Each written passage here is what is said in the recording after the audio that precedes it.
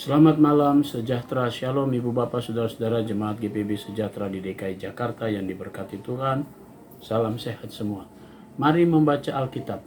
Pembacaan Alkitab kita malam hari ini terambil dalam kitab 1 Samuel pasalnya yang ke-19 dan 20. Mari kita mempersiapkan Alkitab kita berdoa. Bapa di dalam surga, di malam yang berbahagia ini kami kembali menaikkan syukur dan pujian bagi kemuliaan nama-Mu. Kami boleh menikmati penyertaan Tuhan dari pagi hari hingga malam ini. Sebelum kami memasuki istirahat malam, kami ingin dikuatkan oleh kuasa Roh Kudus-Mu. Ketika kami akan membaca Alkitab yang berintikan firman Allah, kami akan dituntun oleh kuasa Tuhan, dan karuniakanlah kepada kami semua Roh Kudus-Mu, sehingga tubuh kami yang lemah dikuatkan dan kami fokus dalam pembacaan Alkitab malam ini. Kami mau serahkan doa kami dalam nama Yesus Kristus, Tuhan dan Juru Selamat kami yang hidup. Amin. Bacaan Alkitab pada malam hari ini terambil dari 1 Samuel pasal 19 sampai dengan pasal yang ke-20. Pasal 19, Daud melarikan diri karena Saul menyerang dia kembali. Saul mengatakan kepada Yonatan anaknya dan kepada semua pegawainya bahwa Daud harus dibunuh. Tetapi Yonatan anak Saul sangat suka kepada Daud, sehingga Yonatan memberitahukan kepada Daud, ayahku Saul berikhtiar untuk membunuh engkau. Oleh sebab itu hati-hatilah besok pagi. Duduklah di suatu tempat perlindungan dan bersembunyilah di sana. Aku akan keluar dan berdiri di sisi ayahku di padang tempatmu itu. Maka aku akan berbicara dengan ayahku perihalmu. Aku akan melihat bagaimana keadaannya, lalu memberitahukannya kepadamu. Lalu Yonatan mengatakan yang baik tentang Daud kepada Saul, ayahnya, katanya, "Janganlah raja berbuat dosa terhadap Daud, hambanya, sebab ia tidak berbuat dosa terhadapmu. Bukankah apa yang diperbuatnya sangat baik bagimu? Ia telah mempertaruhkan nyawanya dan telah mengalahkan orang Filistin itu. Dan Tuhan telah memberikan kemenangan yang besar kepada seluruh Israel. Engkau sudah melihatnya dan bersukacita karenanya. Mengapa engkau hendak berbuat dosa terhadap darah orang yang tidak bersalah dengan membunuh Daud tanpa alasan?" Saul mendengarkan perkataan Yonatan dan Saul bersumpah, "Demi Tuhan yang hidup, ia tidak akan dibunuh." Lalu Yonatan memanggil Daud dan Yonatan memberitahukan kepadanya segala perkataan itu. Yonatan membawa Daud kepada Saul dan ia berkata kepadanya seperti dahulu. Ketika perang pecah pula, maka majulah Daud dan berperang melawan orang Filistin. Ia menimbulkan kekalahan besar di antara mereka, sehingga mereka melarikan diri dari depannya. Tetapi roh jahat yang daripada Tuhan hinggap pada Saul. Ketika ia duduk di rumahnya dengan tombaknya di tangannya, dan Daud sedang main kecapi, lalu Saul berikhtiar menancapkan Daud ke dinding dengan tombaknya. Tetapi Daud mengelakkan tikaman Saul, sehingga Saul mengenai dinding dengan tombak itu. Sesudah itu Daud melarikan diri dan luputlah ia pada malam itu. Kemudian Saul mengirim orang-orang suruhan ke rumah Daud untuk mengamat-amatinya dan untuk membunuh dia pada waktu pagi. Tetapi Mikal, istri Daud, memberitahukan kepadanya demikian, "Jika engkau tidak dapat meluputkan dirimu malam ini, maka besok engkau akan dibunuh." Lalu Mikal menurunkan Daud dari jendela. Ia pergi melarikan diri dari luputlah ia. Sesudah itu Mikal mengambil terapim dan menaruhnya di tempat tidur. Ditaruhnya selai tenun bulu kambing di bagian kepala dan ditutupinya dengan selimut. Lalu Saul mengirim orang-orang suruhan untuk mengambil Daud. Tetapi perempuan itu berkata, "Ia sakit." Sesudah itu Saul mengirim orang-orang suruhan itu untuk melihat Daud. katanya, bawalah dia di atas tempat tidur itu kemari, supaya ia dibunuh. Lalu masuklah para suruhan itu ke dalam, dan tampaklah ada terafim di tempat tidur dengan sehelai tenunan bulu kambing di bagian kepala. Berkatalah Saul kepada Mikal, mengapa engkau menipu aku demikian itu dan melepas musuhku pergi sehingga ia luput? Tetapi jawab Mikal kepada Saul, ia berkata kepadaku, biarkanlah aku pergi, apa perlunya aku membunuh engkau? Setelah Daud melarikan diri dan luput, sampailah ia kepada Samuel di Rama dan memberitahukan kepadanya segala yang dilakukan Saul kepadanya. Kemudian pergilah ia bersama-sama dengan Samuel dan tinggallah mereka di Nayot. Ketika diberitahukan kepada Saul demikian, ketahuilah Daud ada di Nayot dekat Rama. Maka Saul mengirim orang-orang suruhan untuk mengambil Daud. Tetapi orang-orang ini melihat sekumpulan nabi kepenuhan dengan dikepalai oleh Samuel. Dan roh Allah hinggap pada orang-orang suruhan Saul, sehingga mereka pun kepenuhan seperti nabi. Lalu hal itu diberitahukan kepada Saul. Ia mengirim orang-orang suruhan yang lain. Tetapi orang-orang itu pun juga kepenuhan seperti nabi. Saul mengirim sekali lagi orang-orang suruhan, rombongan yang ketiga, dan orang-orang ini pun juga kepenuhan. Lalu ia sendiri pergi ke Rama. Sesampainya di dekat perigi besar yang di Seku, bertanyalah ia, katanya, di mana Samuel dan Daud? Jawab orang, ada di Nayot dekat Rama. Lalu pergilah ke sana, ke Nayot dekat Rama, dan pada dia pun hinggaplah roh Allah. Dan selama ia melanjutkan perjalanannya, ia kepenuhan seperti nabi, sehingga ia sampai ke Nayot dekat Rama. Ia pun menanggalkan pakaiannya, dan ia pun juga kepenuhan di depan Samuel. Ia rebah terhantar dengan telanjang sehari-harian dan semalam-malaman itu. Itulah sebabnya orang berkata, apakah juga Saul termasuk golongan nabi? Pasal yang ke-20, perjanjian antara Daud dan Yonatan. Maka larilah Daud dari Nayot dekat Rama, sampailah ia kepada Yonatan, lalu berkata, apakah yang telah kuperbuat? Apakah kesalahanku dan apakah dosaku terhadap ayahmu, sehingga ia ingin mencabut nyawaku? Tetapi Yonatan berkata kepadanya, jauhlah yang demikian itu, engkau tidak akan mati dibunuh. Ingatlah, ayahku tidak berbuat sesuatu, baik perkara besar maupun perkara kecil, dengan tidak menyatakannya kepadaku. Mengapa ayahku harus menyembunyikan perkara ini kepadaku? Tidak demikian. Tetapi Daud menjawab, katanya, ayahmu tahu benar bahwa engkau suka kepadaku, sebab itu pikirnya, tidak boleh Yonatan mengetahui hal ini, nanti ia bersusah hati. Namun demi Tuhan yang hidup dan demi hidupmu, hanya satu langkah jaraknya antara aku dan maut. Yonatan berkata kepada Daud, apapun kehendak hatimu, aku akan melakukannya bagimu.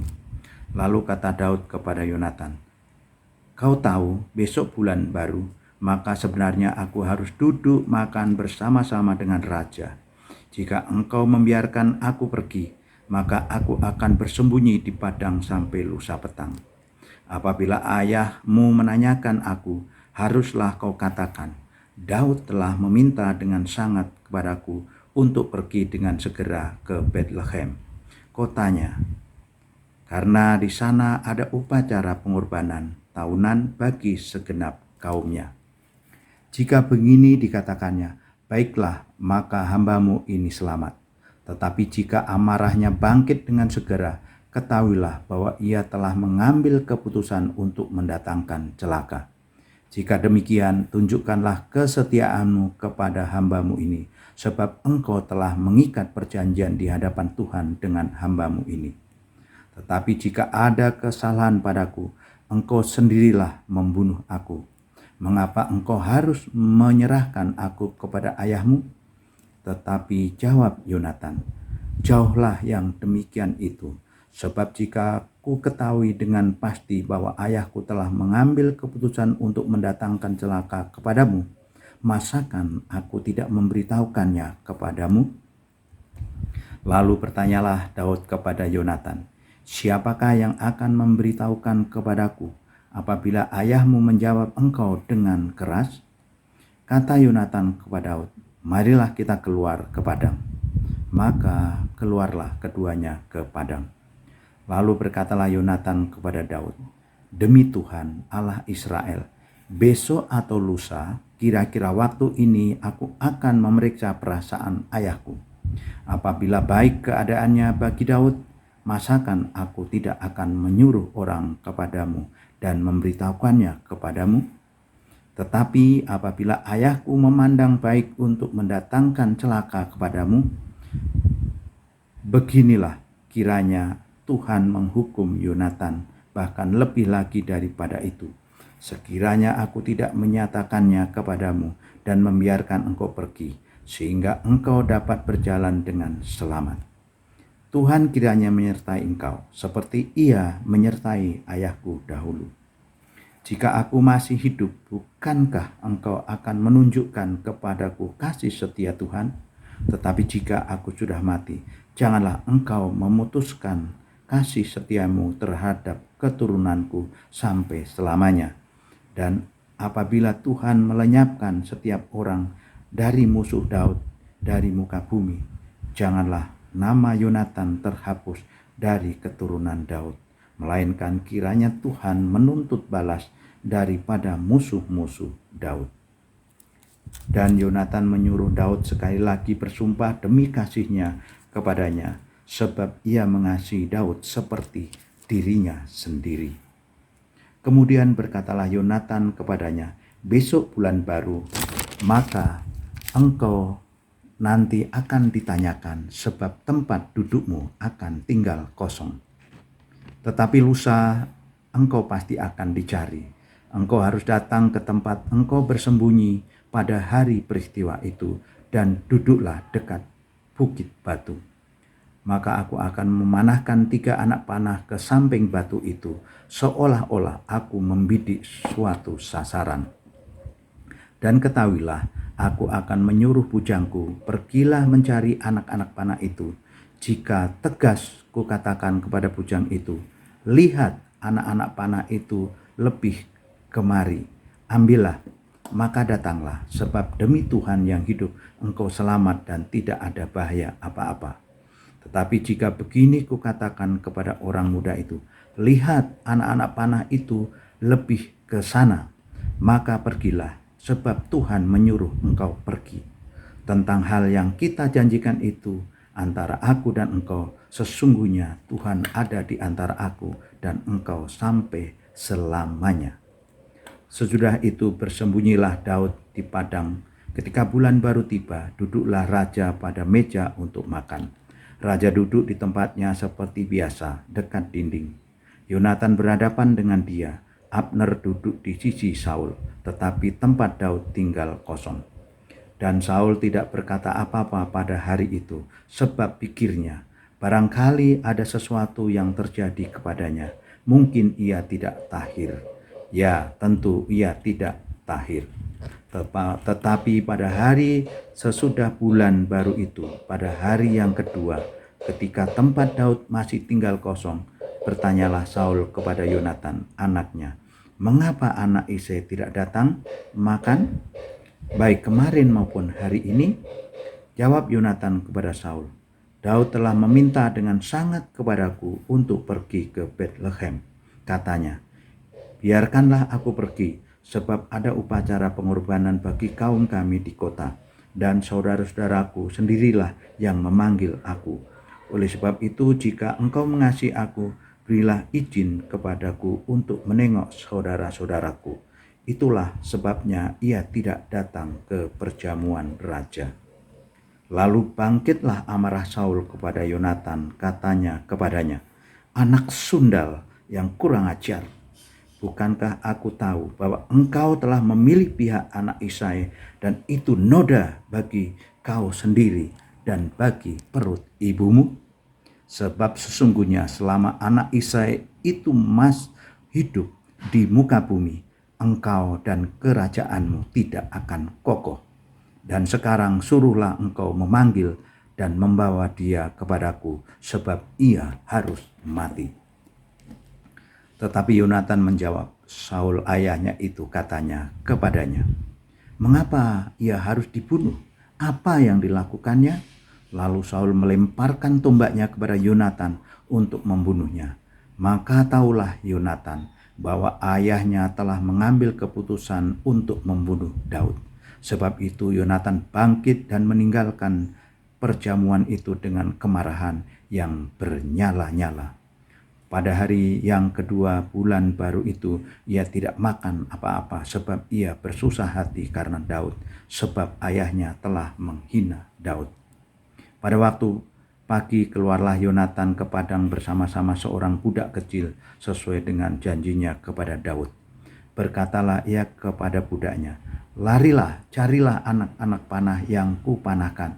Baru saja budak itu berlari, maka Yonatan melepaskan sebatang anak panah lewat kepala budak itu.